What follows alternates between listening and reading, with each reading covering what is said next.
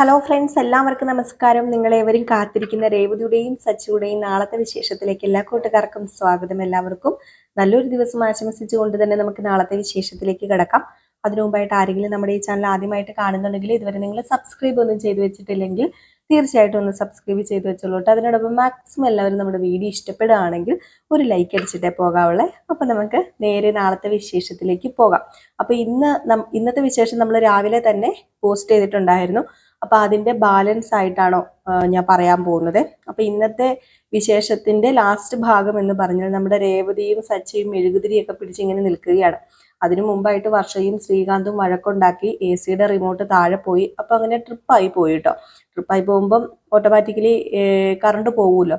അപ്പൊ അതുകൊണ്ട് തന്നെ ആ ഒരു സമയത്ത് മെഴുകുതിരിയൊക്കെ കത്തിച്ചുകൊണ്ട് വന്നിങ്ങനെ നിൽക്കുകയാണ്. ആ മെഴുകുതിരി വെട്ടത്തിൽ നമ്മുടെ രേവതിയുടെ മുഖം കണ്ടു കഴിഞ്ഞപ്പോൾ സച്ചിക്ക് ഒരു ചെറിയ റൊമാൻസ് ഒക്കെ വരുന്നു. അങ്ങനെ അവിടെ ഒരു ചെറിയ പാട്ടൊക്കെ കാണിക്കുന്നുണ്ട്. അങ്ങനെ പെട്ടെന്ന് നമ്മുടെ സച്ചി രേവതിയോട് ചോദിച്ചു, നീ എന്താ ഇവിടെ? അത് പിന്നെ ഞാൻ മെഴുകുതിരി എടുക്കാൻ വന്നതാ, കറണ്ട് പോയപ്പം. മനുഷ്യനെ പേടിപ്പിക്കുന്നോ? ആര്? ഞാൻ പേടിപ്പിച്ചെന്നോ? ഞാൻ ആരെയും പേടിപ്പിച്ചതൊന്നും അല്ലല്ലോ. ഞാൻ കറണ്ട് പോയപ്പോൾ മെഴുകുതിരി എടുക്കാൻ വേണ്ടി വന്നു, മെഴുകുതിരി കത്തിച്ചു, അങ്ങനെ മെഴുകുതിരി ഇവിടെ വെക്കാൻ വന്നതാ എന്നിങ്ങനെ പറയാം. ഈ ഒരു സമയത്ത് നമ്മുടെ സച്ചി എന്നാൽ പിന്നെ ഹോളിൽ കൊണ്ടുപോയി മെഴുകുതിരി വെക്കാന്നും പറഞ്ഞുകൊണ്ട് ഒരു മെഴുകുതിരി കത്തിച്ചുകൊണ്ട് ഹോളിലേക്ക് പോവുകയാണ്. അപ്പൊ ഇതിനു മുമ്പായിട്ട് തന്നെ നമ്മുടെ ശ്രുതി ചന്ദ്രയ്ക്ക് കുറച്ച് മേക്കപ്പ് ഒക്കെ ചെയ്തു കൊടുത്തൊരു എന്തോ ഒരു ഫേഷ്യലൊക്കെ മുഖത്തിട്ടുകൊണ്ടാണ് ചന്ദ്ര കിടന്ന് ഉറങ്ങുന്നത്. രാവിലെ എണീക്കുമ്പോൾ ഒരു 5 വയസ്സ് പ്രായം കുറവ് തോന്നിക്കുമെന്നൊക്കെ പറഞ്ഞത് കൊണ്ട് തന്നെ കുറച്ച് കൂടുതൽ ഫേഷ്യലൊക്കെ വാരി തൂത്തു. കണ്ടു കഴിഞ്ഞാൽ പേടിയാവും കേട്ടോ. അതുപോലെയാണ് ഇരിക്കുന്നത്. എന്തോ രക്തചന്ദനമോ അതോ ഇതോ എന്തൊക്കെയോ അങ്ങോട്ട് വാരി തേച്ച് തൂത്ത് വെച്ചിട്ടുണ്ട്. അപ്പൊ അതുകൊണ്ട് പെട്ടെന്ന് പേടിയാകും. അങ്ങനെ നമ്മുടെ ചന്ദ്രയാണെങ്കിൽ രാത്രി കറണ്ട് പോയല്ലോ. അപ്പൊ ചന്ദ്ര എന്ത് ചെയ്തു, ഹോളില് ഇങ്ങനെ എണീറ്റ് വരികയാണ്. തിരിയെടുക്കാനായിട്ട് തന്നെ ഹോളിലേക്ക് ഇങ്ങനെ എണീറ്റ് വന്നു കഴിഞ്ഞപ്പോഴത്തേക്കും മെഴുകുതിരിയുടെ വെട്ടത്തിൽ പെട്ടെന്ന് നമ്മുടെ സച്ചി നോക്കിയപ്പോഴത്തേക്കും പേടിച്ചു പോവുകയാണ് കേട്ടോ. ആറി കൂവി വിളിക്കുകയാണ് സച്ചി. അയ്യോ എന്ന് പറഞ്ഞുകൊണ്ട് വിളിച്ചു. അതുപോലെ പേടിയാവും കേട്ടോ. ഈ സമയത്ത് ഈ ഒച്ച കേട്ടിട്ട് എല്ലാവരും കൂടെ എണീറ്റ് വന്നു. എല്ലാവരും എണീറ്റ് വന്ന് നോക്കിയപ്പോഴത്തേക്കും നമ്മുടെ ചന്ദ്ര എന്താ മുഖത്ത് ഈ ഒരു ഫേസ് പാക്ക് ഒക്കെ ഇട്ട് നിൽക്കുകയല്ലേ. എല്ലാവരും അങ്ങ് പേടിച്ചു പോയി. എല്ലാവരും പേടിച്ചു പോയിട്ട് കോറി കൂവി എല്ലാവരും. അപ്പോഴേക്കും പെട്ടെന്ന് ചന്ദ്ര പറഞ്ഞ്, നിങ്ങൾ എന്തിനാ ഇങ്ങനെ ഞെട്ടുന്നത് എന്ന് പറഞ്ഞ് ഇങ്ങനെ നോക്കി. അപ്പം രവീന്ദ്രൻ പെട്ടെന്ന് എണീറ്റ് നോക്കി, എന്താ ഇവിടെ പ്രശ്നം എന്ന് പറഞ്ഞ് നോക്കിയപ്പോൾ രവീന്ദ്രനും ഒന്ന് പെട്ടെന്ന് പുറകോട്ടങ്ങ് ആയി പോയിട്ടോ. അപ്പോഴേക്കും ചന്ദ്ര പറഞ്ഞ്, പേടിക്കണ്ട, ഇത് ഞാനാന്ന് പറഞ്ഞപ്പോഴത്തേക്കും സച്ചി, ഇത് അമ്മയായിരുന്നോ? അത് ഞാനായിരുന്നു. അത് പിന്നെ ഞാനൊരു ഫേസ് പാക്ക് മുഖത്ത് തേച്ചിട്ടാ കിടന്നത്. ഫേസ് പാക്ക് മനുഷ്യനെ പേടിപ്പിക്കാനായിട്ട് രാത്രി ഓരോ നിറങ്ങി തിരിച്ചോളും. ഇതൊക്കെ എന്തിനാ മുഖത്ത് വാരി തൂത്തിട്ട് രാത്രി കയറി കിടക്കുന്നത്? മനുഷ്യനെ പേടിപ്പിക്കാനായിട്ട്. അത് പിന്നെ രാത്രി ഇതാണെങ്കിൽ ആരും കാണത്തില്ലല്ലോ എന്ന് ഓർത്ത് പെരട്ടിയതല്ലേ. ആരാ ഇപ്പൊ കറണ്ട് പോകുന്ന അറിഞ്ഞത്? കറണ്ട് പോയല്ലോ. ഇത് എങ്ങനെ ഈ കറണ്ട് പോയത് എന്നിങ്ങനെ രവീന്ദ്രൻ ചോദിച്ചപ്പോഴത്തേക്കും, അറിയില്ലല്ലോ, ബാക്കി എല്ലായിടത്തും കറണ്ട് ഉണ്ട്, ഇവിടെ മാത്രമോ കറണ്ട് ഇല്ലാത്തത്.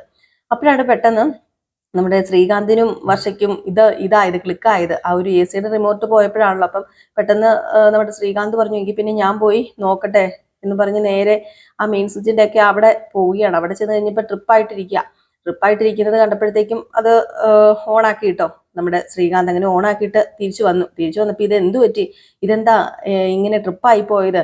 സാധാരണ അങ്ങനെ പെട്ടെന്ന് ട്രിപ്പൊന്നും ആയി പോകത്തില്ലല്ലോ എന്ന് പറഞ്ഞപ്പം, അത് പിന്നെ എന്തെങ്കിലും രീതിയിൽ ഇങ്ങനെ ട്രിപ്പായി പോയതായിരിക്കും, അതൊന്നും അറിയത്തില്ലല്ലോ, ഇനിയിപ്പം കൊള്ളിയാൻ വല്ലോ മിന്നിയൊന്നും അറിയത്തില്ലല്ലോ എന്നൊക്കെ പറഞ്ഞ് ഇങ്ങനെ നമ്മുടെ ശ്രീകാന്ത് ഒഴിഞ്ഞു മാറുകയാണ്. അപ്പം വർഷേനെ ഇങ്ങനെ ശ്രീകാന്ത് നോക്കുന്നുണ്ട് കേട്ടോ.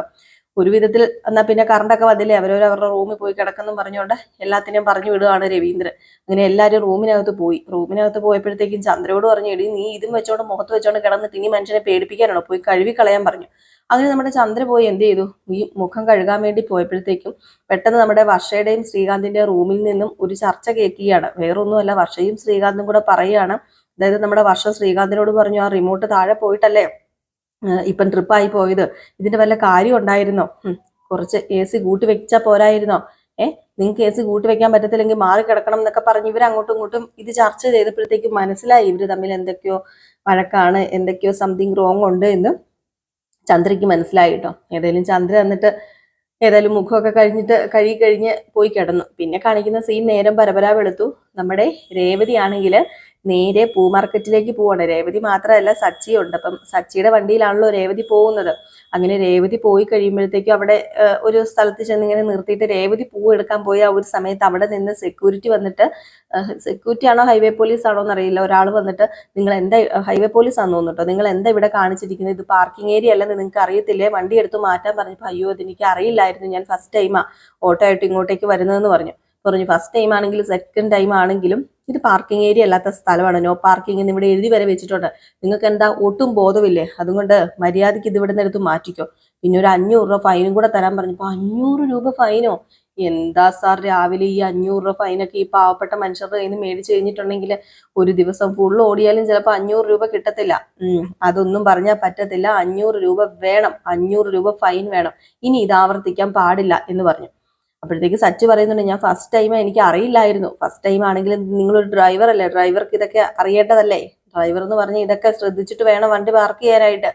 അപ്പൊ നമ്മുടെ രേവതി പെട്ടെന്ന് ഓടി വന്നിട്ട് അയ്യോ സാർ എന്താ സാറിന് ചോദിക്കുക, അത് പിന്നെ ഈ വണ്ടി ഇവിടെ പാർക്ക് ചെയ്യാൻ പാടില്ല, അതുകൊണ്ട് ഫൈൻ മേടിക്കാൻ പോകാന്ന് പറഞ്ഞപ്പോ അയ്യോ ഞാൻ വന്ന വണ്ടിയാ സാറേ, സാറേ പ്ലീസ് സാറേ ഫൈനൊക്കെ മേടിക്കരുത്, അതിരാവിലെ ഇങ്ങനെ പാവപ്പെട്ട മനുഷ്യരുടെ ഇങ്ങനെ പിഴിയല്ലേ എന്ന് പറഞ്ഞപ്പോ എന്ത് പാവപ്പെട്ട മനുഷ്യരാണെങ്കിലും ദേ നിയമവിരുദ്ധമായിട്ട് ചെയ്താൽ അതിന് ഫൈൻ ഉണ്ട്, ആ ഒരു ഫൈന് ഞാൻ മേടിക്കുക തന്നെ ചെയ്യും, ഒരു 500 രൂപ എടുക്കുക, ഇനിയിപ്പോ നീ എടുത്താലും മതി, ഒരു 500 രൂപ എടുക്കുക എന്നിങ്ങനെ പറഞ്ഞപ്പോഴത്തേക്കും 500 രൂപ, ഒരു 100 രൂപ തരാം സാറേ, 500 രൂപ എന്നൊക്കെ പറഞ്ഞാല് രേവതിയുടെ കൂട്ടുകാരികളൊക്കെ ചുറ്റിനും ഉണ്ടായിരുന്നു.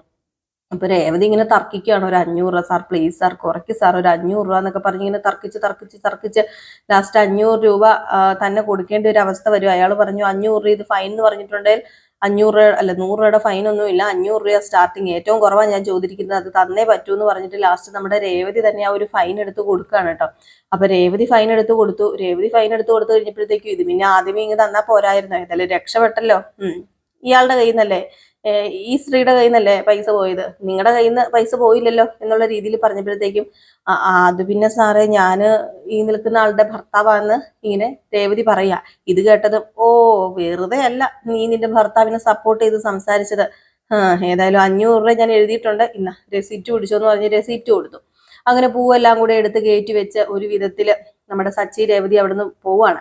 അപ്പൊ രേവതി പറഞ്ഞു നിങ്ങൾക്ക് എന്തിന്റെ സൂക്കേടായിരുന്നു, ഇവിടെ കൊണ്ട് പാർക്ക് ചെയ്യേണ്ട കാര്യം ഉണ്ടായിരുന്നോ, എന്നെ ഇന്ന് രാവിലെ ഇവിടെ കൊണ്ടുവരുന്ന ഓട്ടോക്കാരൻ ഇവിടെ എന്നെ ഇറക്കി വിട്ടിട്ട് അപ്പുറത്ത് പോയി പാർക്ക് ചെയ്യുന്നത്, അത് പിന്നെ രേവതി എനിക്കറിയത്തില്ലായിരുന്നല്ലോ, ഇതൊക്കെ നീ എന്നോട് പറയണമായിരുന്നു, പറയാതെ ഞാനെങ്ങനെ അറിയാന്, ഇവിടെ പാർക്ക് ചെയ്യേണ്ടതെന്ന് ഓർത്ത് ഞാൻ ഇവിടെ പാർക്ക് ചെയ്തു, അതിനിപ്പം ഞാനാണോ തെറ്റുകാരൻ? രാവിലെ 500 രൂപ കൊണ്ട് കളഞ്ഞതും പോരാ, നിനക്ക് നേരത്തെ പറയണത്, നിന്റെ വായിലെന്തോ പഴമായിരുന്നോ, നിനക്ക് നേരത്തെ പറയുമായിരുന്നോ, കുഴപ്പമുണ്ടായിരുന്നോ എന്നൊക്കെ ചോദിച്ചുകൊണ്ട് നമ്മുടെ രേവതിയുടെ മെക്കിട്ട് കയറാൻ ഞാൻ ഒന്ന് നിർത്തുന്നുണ്ടോ, മതി രാവിലെ കിടന്ന് ഇങ്ങനെ ഗുണുഗുണെന്ന് സംസാരിച്ചുകൊണ്ടിരിക്കാന്നൊക്കെ ഇങ്ങനെ പറയാണ്. അപ്പൊ ഈ സീൻ കഴിഞ്ഞ് പിന്നെ കാണിക്കുന്ന സീൻ എന്ന് പറഞ്ഞാല് വർഷയും ശ്രീകാന്തും കൂടി ഇങ്ങനെ കണ്ണാടിയിൽ മത്സരമാണ് കേട്ടോ. അപ്പൊ കണ്ണാടി ഒരെണ്ണേ ഉള്ളൂ റൂമിനകത്ത്, മത്സരത്തിനോട് മത്സരം ഒരുങ്ങാൻ. അങ്ങനെ നമ്മുടെ വർഷ ഒരുങ്ങുന്നു, അതിൻ്റെ ഇടയ്ക്ക് ശ്രീകാന്ത് ഒരുങ്ങുന്നു, രണ്ടുപേരും മാറിയും തിരിഞ്ഞു ഒരുങ്ങുന്നു, ഒരു വിധത്തിൽ ഇങ്ങനെ ഒരുങ്ങിക്കൊണ്ടിരിക്കുന്ന ഒരു ചെറിയൊരു സീൻ കാണിക്കുന്നുണ്ട്. ഈ സമയത്ത് പിന്നെ നമ്മുടെ ചന്ദ്രൻ ഇങ്ങനെ താടി കൈയൊക്കെ കൊടുത്ത് ഇങ്ങനെ ഇരിക്കുവാണ് കേട്ടോ. അപ്പൊ ചന്ദ്രയോട് രവീന്ദ്രൻ വന്ന് ചോദിച്ചു, നീ എന്താടി ഇങ്ങനെ ആലോചിച്ച് പറക്കിയിരിക്കുന്നത്, നിന്റെ 3 മക്കളെയും കെട്ടിച്ചു, ഇനി നിനക്ക് ഇതിന് മാത്രം ആലോചിക്കാൻ എന്താ, സ്വന്തമായിട്ടൊരു വീടുണ്ട്, 3 മക്കളെയും കെട്ടിച്ചു, ബാധ്യതയൊക്കെ തീർന്നു, ഇനി എന്താ ആലോചിക്കാനാ? അത് പിന്നെ ഞാൻ ആലോചിക്കുന്നതേ വേറെ ആരെക്കുറിച്ചും അല്ല, വർഷേനെ കുറിച്ചാ. അല്ല വർഷ ഇച്ചിരി ഓവർ ആകുന്നുണ്ടോ എന്നൊരു സംശയം, എന്തോ പണമുള്ള വീട്ടിലെ പെണ്ണുങ്ങളൊക്കെ ഇങ്ങനെയാണോ എന്നും അറിയില്ല, അവരുടെ ജീവിതം എന്തോ നല്ല രീതിയിലല്ല പോകുന്നത്, ഏതു നേരവും വഴക്കാ, ഏതു നേരവും, ഇന്നലെയും വഴക്കായിരുന്നു, അതെങ്ങനെ നീ അറിഞ്ഞു? അതൊക്കെ ഞാൻ അറിഞ്ഞു, ഏതായാലും എനിക്ക് അവരുടെ വഴക്കൊക്കെ കണ്ടിട്ടേ ഒരു സമാധാനം കിട്ടുന്നില്ല. അല്ല ഇനിയിപ്പോ ശ്രീകാന്ത് അവളോട് ഇങ്ങനെ വഴക്ക് കൂടിയിട്ടേ അവളുടെ അച്ഛനും അമ്മയും വന്ന് അവളെ കൂട്ടിക്കൊണ്ടു പോയാൽ എന്തു ചെയ്യും, എങ്ങനെ ശരിയാകും? അതും ശരിയാകത്തില്ലല്ലോ. ആകെപ്പാടെ ടെൻഷൻ.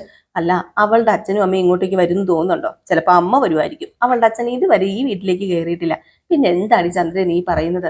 അല്ല ഈ വീട്ടിലേക്ക് കയറിയിട്ടില്ലെങ്കിലും എന്തെങ്കിലും പ്രശ്നമാണെന്ന് അറിഞ്ഞ് വന്നു കഴിഞ്ഞാലേ നമുക്കല്ലേ അതിന്റെ ക്ഷീണം, ഏതായാലും അവർക്കിടയിൽ എന്തോ പ്രശ്നമുണ്ട്, അത് ചോദിച്ച് മനസ്സിലാക്കിയേ പറ്റൂ എന്നൊക്കെ ഇങ്ങനെ പറയാണ്. അപ്പോഴത്തേക്കും തന്നെ നമ്മുടെ ശ്രീകാന്ത് വന്നു. അപ്പൊ ശ്രീകാന്തിനോട് ചോദിക്കുക, എടാ ശ്രീകാന്തേ ഇവിടെ വന്നേടാ, എന്താടാ നിങ്ങൾക്ക് പ്രശ്നം, നിങ്ങൾക്കിടയിൽ എന്ത് പ്രശ്നമുള്ളത്? ഞങ്ങൾക്കിടയിലോ? ഒരു പ്രശ്നമില്ല. അപ്പൊ ആ വഴി വർഷം വന്നപ്പോ വർഷയോട് പറഞ്ഞു, അതെ മോളെ ഇങ്ങ് വന്നേ, മോളും ശ്രീകാന്തും തമ്മില്, മോളും ശ്രീകാന്തും വഴക്ക്, ഇന്നലെ മോളും ശ്രീകാന്തും എന്നൊക്കെ ഇങ്ങനെ മാറി പറയാണ് കേട്ടോ. വ്യക്തമായിട്ട് അങ്ങ് ചോദിക്കാൻ നമ്മുടെ ചന്ദ്രയ്ക്ക് ഒരു മടി. അങ്ങനെ ചോദിച്ചു കഴിഞ്ഞിട്ടുണ്ടെങ്കിൽ ചിലപ്പോൾ വർഷയ്ക്ക് എന്തെങ്കിലും തോന്നുമെന്ന് ഓർത്ത. അപ്പോഴത്തേക്ക് വർഷ ചോദിച്ചു, എന്താ ആന്റി ഈ പറയുന്നത്, എനിക്കൊന്നും മനസ്സിലാവുന്നില്ല. ശ്രീകാന്ത് ഞാനും രാത്രി വഴക്ക് എന്താ എന്തെങ്കിലും കാര്യം പറയണമെങ്കിൽ തുറന്നു പറ. അത് പിന്നെ മോളെ മോളെ ഞാന് എനിക്ക് മനസ്സിലായി, ആന്റിക്ക് ഒന്നും പറയാനില്ല, എന്തെങ്കിലും പറയണമായിരിക്കും, അതിനായിരിക്കും ആന്റി എന്നെ പിടിച്ചു നിർത്തിയത്.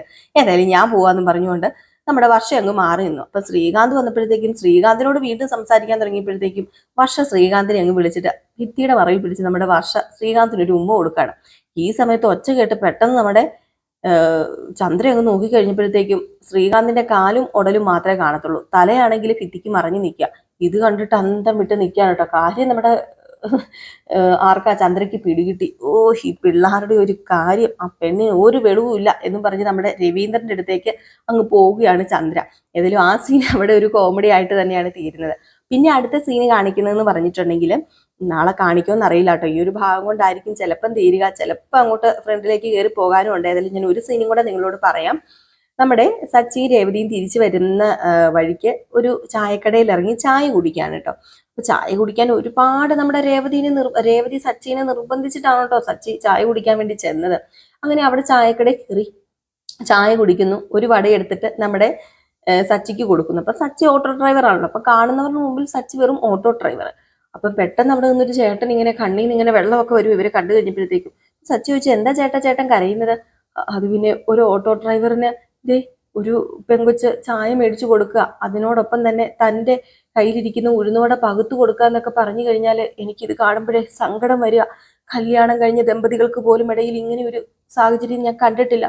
ഇപ്പം എനിക്ക് എൻ്റെ ഭാര്യേനെ ഓർമ്മ വരിക. 8 മാസമായി ഞാൻ എൻ്റെ ഭാര്യേനെ കണ്ടിട്ട് എന്നൊക്കെ പറഞ്ഞപ്പോഴത്തേക്കും അടുത്ത് നിന്ന് ഒരാൾ പറഞ്ഞു, എൻ്റെ പൊന്നോടോ അവരതിന് ഭാര്യയും ഭർത്താവുക, അത് ഓട്ടോക്കാരനല്ലെന്ന് പറഞ്ഞു. അത് കേട്ട് കഴിഞ്ഞപ്പോഴത്തേക്കും അയാളൊന്ന് ചമ്മിപ്പോയിട്ട്. അപ്പൊ സച്ചി പറഞ്ഞു, ചേട്ടൻ ഒരു കാര്യം ചെയ്യുക, എത്രയും പെട്ടെന്ന് ലീവ് എടുത്തിട്ട് ഭാര്യേനെ കാണാൻ പോക്കോ. എന്തിനാ ഇങ്ങനെ മനസ്സ് സങ്കടപ്പെട്ട് ഇവിടെ ഇരിക്കുന്നത്? പോയി ഭാര്യേനെ കണ്ടിട്ട് 2 ദിവസം ഭാര്യയുടെ കൂടെ നിന്നിട്ട് വരുമ്പോൾ ഈ സങ്കടം അങ്ങ് മാറൂലേ? രേവതി പെട്ടെന്ന് ഇങ്ങ് വന്നേ, ഇനി എനിക്ക് നിന്റെ ഓട്ടോക്കാരനാകാൻ വയ്യ, പെട്ടെന്ന് വീട്ടിലേക്ക് പോകണമെന്നും പറഞ്ഞ് നേരെ കയറി പോകുമ്പോഴത്തേക്കും വഴിക്ക് വെച്ച് നമ്മുടെ ദേവുവിനെ കാണുകയാണ്. അപ്പം ദേവുവിനെ രേവതി വിളിച്ചതാണ് കേട്ടോ. അപ്പൊ പൂ കെട്ടാൻ ഒരാളും കൂടെ ഒക്കെ വേണമല്ലോ. അപ്പൊ അതുകൊണ്ട് നമ്മുടെ ദേവും കൂടെ ഓട്ടോയ്ക്കകത്ത് കയറാൻ വേണ്ടി നോക്കുക. അപ്പൊ പൂവെല്ലാം കൂടെ അടങ്ങിയിരിക്കുന്നുണ്ട്. ഓട്ടോയ്ക്കകത്ത് ഒരാൾക്കേ ഇരിക്കത്തുള്ളൂ, സ്ഥലമില്ല. അപ്പൊ നമ്മുടെ ദേവ് പറഞ്ഞു, ഞാനിത് എവിടെ ഇരിക്കാനാ, പുറകിലിരിക്കാൻ സ്ഥലമില്ലല്ലോ, ഇനിയിപ്പം ഞാൻ അപ്പുറത്തേക്ക് നീങ്ങിയിരുന്ന പൂവെല്ലാം കൂടെ ഞെങ്ങി ഞെരിങ്ങി ഒരു പരുവാകും. എന്നാൽ പിന്നെ ഒരു കാര്യം ചെയ്യാം, ചേച്ചി ഫ്രണ്ടിൽ കയറിയിരിക്കുക, ഞാൻ പുറകെ ഇരുന്നോളാന്ന്. ഇത് കേട്ട ഉടനെ രേവതി പറഞ്ഞു, അയ്യേ ഞാൻ ഫ്രണ്ടിൽ കയറിയിരിക്കാനോ, എന്നെ കൊണ്ടൊന്നും പറ്റില്ല. അപ്പൊ സച്ചി പറഞ്ഞു, അത് പിന്നെ ഫ്രണ്ടിൽ കയറിയിരുന്നാലേ പെറ്റി അടിക്കും, ഇപ്പൊ ഒരു പെറ്റി അടിച്ചിട്ട് വന്നതേ ഉള്ളൂ. അത് സാരമില്ല സച്ചേട്ട പൂ മുഴുവൻ പോകും, ചേച്ചി ഫ്രണ്ടിൽ കയറി ഇരിക്കുക എന്നും പറഞ്ഞ് രേവതിന് ഒരു കണക്കിന് നമ്മുടെ സച്ചിയുടെ കൂടെ ഫ്രണ്ടിലത്തെ സീറ്റിൽ പിടിച്ച് ദേവു ഇരുത്തുകയാണ് കേട്ടോ. എന്നിട്ട് ദേവു പുറകിലും ഇരുന്നു. എന്നിട്ടൊരു പോക്ക് പോകുന്നുണ്ട്, ഒരു 1.5 പോക്ക് തന്നെയാണ് കേട്ടോ. അടിപൊളി സീന് തന്നെയാണ്. ഏതായാലും ഇതൊക്കെ കോർത്തിണക്കിക്കേണ്ട ഒരു അടിപൊളി വിശേഷം കേട്ടോ നാളെ വരാൻ പോകുന്നത്. അപ്പം മിസ് ചെയ്ത് കളയരുതേ, എല്ലാവരും കാണണേ. അപ്പം എല്ലാവർക്കും വീണ്ടും നല്ലൊരു ദിവസമൊക്കെ ആശംസിച്ചുകൊണ്ട് നിർത്തുകയാണ്. നെക്സ്റ്റ് വീഡിയോ നമ്മുടെ നയനയുടെയും ആദർശിന്റെയും പ്രമോ വിശേഷമാണ്. നമ്മൾ ഇന്നലെ പ്രമോ വിശേഷം ഇട്ടിട്ടുണ്ടായിരുന്നില്ല, കാരണം വേറെ ഒന്നുമല്ല, അത്യാവശ്യം കാര്യമായിട്ട് രാവിലെ വലിയൊരു കഥയല്ല നമുക്ക് കിട്ടിയിരിക്കുന്നത്. ജസ്റ്റ് എന്താ പറയുക, വലിയ ട്വിസ്റ്റ് ഒന്നും നിറഞ്ഞ ഒരു കഥയല്ലാത്തത് കൊണ്ടാട്ടോ ഞാൻ പ്രമോ ഇടാതിരുന്നത്. പിന്നെ രാത്രി ആയി കഴിഞ്ഞപ്പോഴത്തേക്കും കുറച്ച് ക്ഷീണമൊക്കെ ആയിട്ട് കിടന്നങ്ങ് ഉറങ്ങിപ്പോയി, അതുകൊണ്ടായിരുന്നു ഇന്നലെ രാത്രി ഇടാതിരുന്നത്. നമുക്ക് ഇന്ന് രാത്രി നമുക്ക് പ്രമോ വിശേഷം ഇടാം കേട്ടോ. അപ്പോൾ എല്ലാവർക്കും വീണ്ടും നല്ലൊരു ദിവസവും നല്ലൊരു ദിവസമൊക്കെ ആശംസിച്ച് നിർത്തുന്നു. Tata, bye bye.